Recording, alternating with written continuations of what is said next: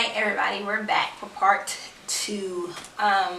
We're just gonna kind of pick up when I found out I was pregnant. Yeah, so like we were saying last week, found out Kayla was pregnant, and it kind of was a eye-opening experience for me because it was like, one, I was in a relationship. 2, I didn't really see Kayla as my wife type deal. And I always, whenever I said I want to have a kid, I was going to be in my child's life. Like, that was never going to be a question for me. So I didn't know how things were really going to pan out. So, but I knew Kayla had a background in childcare, so I was like, it may work its way out because I don't know nothing about kids. I'm terrified, right? So it's something that it kind of worked its way out. So throughout the pregnancy and stuff, and kind of seeing like his foot kicks and all this, we kind of drew closer and closer together during that time. But during that time, I'm still really out doing me on the side. You know what I mean? So it was kind of like I was trying to play both parts. I wanted to be baby daddy / husband, whatever. But I still wanted to go out and do whatever I wanted to do. So then, once Zay was born, things really changed. Kayla moved in, and that's when really things really, we really saw each other like true colors, because I think it was a time where I wasn't ready for like marriage and like a family setting, because I've always been on the go and do whatever I want to do. So basically, Kayla, I still did. It wasn't fair.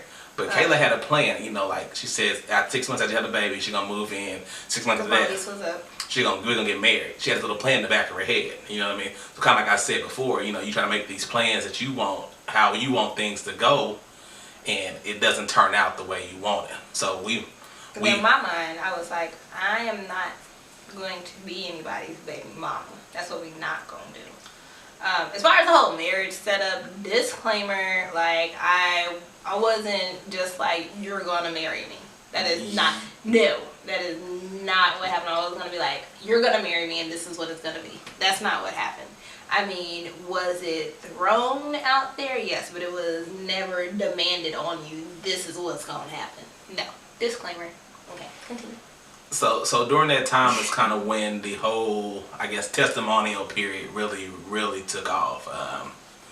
It's when I really was out doing me to the most, and it was a hard time because I was struggling with this other relationship with someone who was married and was going through a divorce. They were older than me, so I felt like they knew like what was going on. They understood a lot more about marriage and life and everything. But she didn't have any kids either, so she didn't. It was almost like a getaway because I had to be responsible because it was just me and Zay. So Marcus could still go and do. Whereas when he was like, okay, well, come on, let's go. Like how we were in the beginning, it was like, okay, well, let's go get tattoos. Okay, cool, let's go. I couldn't still be that girl because there was a child. Like there was a life that was dependent on me at that time. So I know that was another big obstacle that we had to. Well, we didn't learn how to get to that. Like I was there for 6 months and I turned around and I moved right back out. And I think, but that was part of the reason. Is like me and the other lady were making plans. It was like, why are you with her? Why are you with her? And I'm with Kayla, and it's like, I'm gonna move her out to prove a point. You know what I mean? It was. I had other plans to.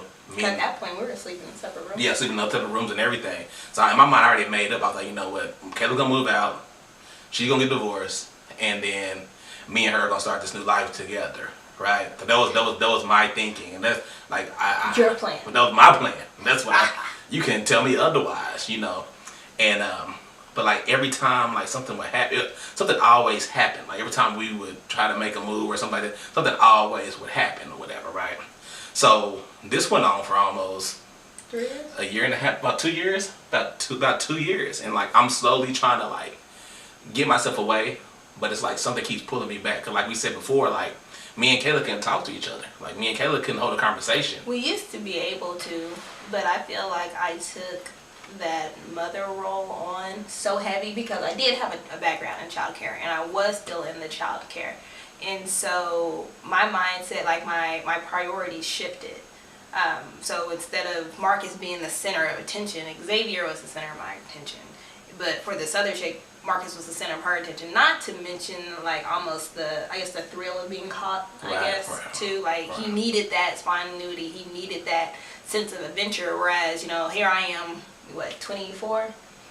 Got this baby, and my mindset is, I'm a mom now. I can't do that. I can't still be that girl. Right. And that was an issue. Yeah, no, that was something that was big for me because, like, before we did, and we just like, you want to go? Let's go. Yeah. Let's go. And that was the thing, like, out to like it 3 was, in the morning. we'd be out, and that was my thing. It was like, I just like to be out talking, even having drinks or whatever it was. I just felt tattoos. I just felt like comfortable. You know what I mean? That's just what I was so used to. You know what I mean? And this other person was giving that to me. You know what I mean? So during that time, like, me and Kayla went through it. Like, it was rough. There were times where she tried to put me on child support. There was times where she yeah, you did. It was for the medical. You tried to go to put me on child support. Let me finish. I tried to put you on visitation. We got that. She tried to shut up visitation rights. Not child support, you're right. And you went to court for child support, and you're like, you would get more if you didn't do on child support. That's what I'm saying. No, they tried to put you on it automatically because they were trying to fight you. Okay. Anyway. But she dropped me on child support. It was medical. I didn't force it. I told them I didn't want it. It was a lot. It was a lot going on, and like, so I'm here trying to put on this front. You know what I mean, to Kayla. You know what I mean. But whenever Kayla got ready to move on from me, and like I can feel it. Like, I can feel like, you know what, I could drag her along for a little bit longer, and then like I can feel her drifting away, and I'll kind of do something to pull her back in. You know what I mean? So during this time, me and Kayla, like, she was like, you're not coming over here, you're not doing this, you're not doing that. But I would find a way. No, this is before that. I would find a way to like sneak over. I want to see Zay or whatever, and I'll come over like 12 o'clock in the morning. And then you know what happens that late. You know what I mean? So I would find these excuses just to keep her like at an arm's reach or whatever. So during that time, I'm trying to get out, or whatever. I'm trying to find every reason to get out, and like, it's hard because it's like eating me inside. It's like any day I know that Kayla can find out. It was that bad. It was like any given day, I get a phone call from Kayla, and it's over. You know what I mean? There was times where they were in the same room at the same like restaurant, and the girl would text me and would be like, hey, so you and Kayla went so and so, and I'm like, dang, because everybody's talking. I'm like, dang, it's only a matter of time till Kayla find out. So like, I couldn't even sleep at night because it's like any given day it's gonna come out. So this went on for about 6 months. So me and the other chick would be like, you know what, we're done. We're not gonna do this anymore. And then like a week or so go by. We'd meet up again or whatever, everything would happen, and then like we're back into that cycle. You know what I mean? Because she was going through her divorce, and so at that point I was like, you know what, I can't do this anymore, because like I said I would never do this, never, ever, ever. Even like the first time that it happened, I felt so bad and remorseful. It's like, oh my gosh, but she was like, it's cool, it's okay, it's not that big of a deal, I'm getting divorced anyways. So she had me brainwashed. Like, I was brainwashing people. She had me brainwashed. Met your match. That's why I said I met my match. And I think it was, there were multiple times where I was like, I'm done. And then, like, me and Kayla would get into it. So I was like, you know what? Why I gotta be done? You know what I mean? Because I couldn't be alone. And that was my issue. You want to talk about during that time? Or? That was not a good time for anybody. Because I always knew it was somebody. I didn't know it was her. Her sister actually was one of my confidants. So Marcus would fuss at me all the time, like, stop talking to her. I'm like, what's wrong with you? Like, why? Like, she gives good advice. Oh, because you're going back and telling her everything. That's why. And I remember that, like, I would be completely broken during the day when he'd be like, just go do you. And in my mind, I was like, oh my God, like, I'm stuck in this cycle. Like, I can't get away because I didn't want my son to come up in that kind of environment. So, I mean, we've said it multiple times, like, had it not been for Zay, I don't think we would have had the willpower to push through to make it. Honestly, I don't know if we would be here, but because of obedience, responsibility, in selflessness, we did make it. But I remember getting the text messages like, I just want you to be happy, right. even if it ain't me. And when I would move on, and he wasn't happy, and you sucked me back into the cycle. But I mean, like, it was a not necessarily a dark time for me, as much as it was just confusing, because he's a smooth talker, still is. Who, me? Yes. No. So I mean, he would. Okay. I mean, he would know exactly what to say to me to keep me close. But then I remember you turn around, and I remember that specifically, like, sex doesn't make it better, Kayla, doesn't fix the problem. So in my head, I'm like, what you coming over here for? And I'm like, okay, because I allow you to. Right. So, like, in the midst of all that, when I was finally, like, it was Zay's 3rd birthday. Oh, yeah. When you got caught that morning. That's right. I needed to drop something off to his house before Zay's 3rd birthday that morning, and I knocked on the door. He wasn't there, and I called, and he was like, "Oh, I'm asleep." And I'm like, "Well, I'm at the door. Just open it so I can drop this off real quick while I was on my way to get the rest of this stuff." Long story short, he was at her house and called me flipping out, like, "Why are you at my house?" I asked you a simple question. You could have just told the truth. And the only reason that you went over there was because he asked to come to my house at night, and I said no. Right. And he's like, "I really can't come over." I was like, "Nope, Zay's asleep. I'll see you tomorrow at the party." And he went over there. But But that was part of me trying to get out, because I was looking for a reason to call things quit with her. I couldn't just say, you know what, I'm done with you. With who, me? No, with her. I couldn't just say, I'm done with you, let's move on. I needed evidence. You know what I mean? Oh, you and your evidence. I need this dude like drugged me in on that. I needed evidence, you know. So that was part of my reason for going over there that night, was to try to, like, man, like, it's like, where you at? So I'm sitting there asking her, like, you back with this dude? And of course I did my research, because I knew her ex-fiance just had a baby, and him and the baby mama was still, like, together off and on. So I was like looking at her page, looking at his page. Crazy, I was like, you go back to this dude after he cheated on you and did you wrong and all this stuff. You go back to him at all the dudes. You know what I mean? Because at this point I'm thinking, like, I'm about to be a stepdaddy. like Zay would have a stepdaddy, and like, I'm about to be, you know, I won't be a stepdaddy. You would be a stepdaddy. Yeah, but Zay would have a stepdaddy, and when that happened to me, I was like, yeah, this ain't gonna work. So they talked for about a month or two, and then the way things kind of worked out, it was between me and, yeah, I remember that day, because his whole family was like, "Don't do it, Richard. Don't do it. It ain't gonna work out. Don't do it." And I remember when Marcus was like, "I'm done. Like, I really want this to work. La la la la." And I remember talking to Richard and telling him, "I'm sorry." He was like, "Don't do this." I was like, "I gotta do what's best for my son." Right. So at that moment, that's whenever, like I said, I got to myself, and that's when I really, like, sought counseling. That was fine. I went and met with a counselor during this time, and tried to get this thing figured out, because I knew I couldn't do it on my own, and I didn't have any, like, supportive friends around me at the time that's, like, saying, Marcus, like, hey man, you know, you doing wrong, you do this, you know what I mean? Like, my dude friends was like, man, do you, man, just keep on going, you know what I mean? Like, because none of my friends were married at the time, you know what I mean? So it was hard, you know what I mean? Because I couldn't call nobody that had been through that, or nobody that had been married and had been through these trials, you know, to help me get through it.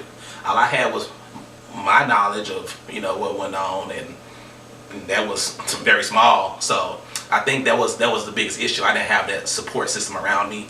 So during that time, it was like, so pretty much it led to me and Kayla ended up getting back together, but we had the curfew. We had everything set up on a curfew, and it was hard because all kinds of boundaries, y'all. It was hard because it was like I felt like I was forced. I felt like I was forced to be over there, but like I wasn't completely over this other chick. You know what I mean? But I'm with Kayla trying to prove a point. You know, like, Kayla, I want to be with you. I want to be with you. You know, but my heart was still like somewhere else. So it was hard for me for like months. Like months, like we said in the previous video, like I came to Kayla nights crying, like she's like, what's wrong with you? I'm like I'm still in love with this woman. And like during this time, Kayla's like holding me, like praying for me, like it's gonna be okay. We're gonna make it through this. So during that time, and in that note, so I don't sound like that crazy chick, because that's what I sound like right now. Our pastor literally just talked about this. in the midst of all of it, like I could like, because I knew Marcus prior to this chick, and I knew something was up when they would be doing good and when they wouldn't, because he would literally turn into this whole other person that I had never experienced before. And that's all. It's like, nah, dude, like even if it ain't me, I'm not about to let this chick get the best of you, because we had that friendship. We had a child together, that too. But we had that friendship like before. And so because I knew Marcus, what he was like before that, and I was like, you know, even if it ain't me, like, we're going to get you through this. Like, as your friend, we're going to get through this, because that's not, like, who you are when you're with her is not you. And you had other friends that were telling you that too. The ones that knew, they were like, we don't even know who you are right now. Like, because you are so outside of yourself. And so it wasn't oh, we're going to make this work because, you know, I'm your baby mom, or whatever the case may be. It was as your friend, I need you, I'm going to help you get over this if that's what I'm here to do. Right. And before we actually really got back together, there was some time I said, okay, I need some time to myself, remember? Yep. And that's during that time, that's when God was really speaking to me. And like, I found myself waking up every morning at like 4 o'clock in the morning. And the first time I was like, man, what's going on? You know, I'm just, not a lot on my mind, you know. So the second night I woke up again, and it was like 4:01, and it was like, I'm like, man, maybe, you know, I don't know what's going on. I just got a lot going on, you know, thinking about, you know, should I do something to catch this other chick up, or should I call Kayla, or what should I do? And this is the first time I was ever really alone, because normally I'm like, if I'm not at one chick's house, I'm at the other chick's house. You know what I mean? So, but I was like, you know what, Marcus, I need this time to myself to figure these things out. So then like the third night, I was like, you know, okay, God, like, you're trying to talk to me. Like, it's obvious. So I think I opened my Bible. I was like, you know, I'm going to start reading the Bible. I literally started in the beginning of the Bible. And I'm up at like 4 in the morning for like probably like 2 or 3 weeks straight. Every morning. I'm waking up, I'm praying, and I'm reading my Bible. It's crazy. So I'm reading through Genesis, Exodus, Leviticus. You know, like, I'm reading through the Bible, and I'm reading over stories of like that I've heard, but I never really got the full context. And I'm just like, I'm growing so much. And it's like during that time I was in a men's group, and it was Men's United, and it was a men's group, and it was a good friend of mine, Deji Kareem. He had just got a rough divorce, and he was like, man, we're gonna make it through this together. We're gonna hold each other accountable. We're gonna make this through this together. And he kept wanting to go back, you know, like the same thing, you know, the same situation. He's like, I want to go back. I was like, nah, man, we're gonna stick to this together. So we would call each other like 1 or 2 in the morning. Hey, bro, you good? And I think that's really what helped me get to this point, was at that point having somebody holding me accountable. So during that time, you know, me and Kayla were working things out, but I'm trying to push Kayla away, because I'm telling her everything. I'm like, you know, I still miss her. Like, you know, I don't know what to do. You know what I mean? Like, literally, like trying to push her away. I'm like, eventually Kayla's gonna break. So I can go back and literally, I could be with myself, or I could go back and do what I was doing. And I have a clean slate. But the more I try to push her away, like, the closer and closer and closer we grew to each other. And it was like, dang, this girl really? Like. Now, mind you, it wasn't all sunshine, because I remember I got to a point where I was like, I can't, like, no more. Like, I remember that night. I don't want to hear any more about her. So I was at that point, I was like, okay, like, it clicked to me. So. No, you got me. But it clicked, because soon after that, it was like, I knew I had to make a decision, because me and Kayla had been off and on for what, 5, 6 years at that time. God, it's about 5 or 6 years. So Xavier was like 3 years old. So I was like, oh my God. I know she's not gonna stay me much longer before. Actually, I didn't. I said that he had till Zay's birthday to get his life together. Yeah. My friend Aisha can attest to that. So I remember we took a trip for my birthday. My 30th, was my 30th birthday? 29th birthday. We went to Chicago. And it was like the worst trip I've ever taken in my life, because it was like, we stopped talking on the second day, and it was just bad, because all bad. Like, we got there and it just wasn't going how I expected it to go. So when we got back, I was like, am I on a plane ride back? We're talking a plane ride back or nothing. We didn't even sit next to each other. And I was like, you know what? She's like, I'll take it once we get back. I was like, nah, I'm good on you. Like, I was literally like done with Kayla. Like, I was like, you know what? That was my sign, like, to leave Kayla now. And I'm sitting there. I go to me and my brother up for drinks at Friday. And I'm talking to my brother. And I was like, yeah, man, like, that's it. I'm gonna, you know, start fresh. You know, whoop de whoop. And And somebody's like, man, just give it another shot. I think it was when I was talking to like me and you, and I was like, give it another shot. Just give her one more shot. You know what I mean? And I was like, man, I'm good. Like, you know, we went out to this trip and like, it was horrible. You know what I mean? Like, it was my birthday and like, I didn't even have a good time. It was like, just give it one more try. I said, man. This is before I knew his love language, by the way. Yeah, my love language was gifts, and she didn't buy me anything. That's really what it boiled down to. Like, but I see how petty this is. Anyway, go ahead. But so I was like, you know what? I give it one more try. I'll give it one more try. But literally, my heart wasn't with Kayla at the time. My heart was just like all over the place, you know. And during that time, it was just like, okay, let's really try it. Let's really try.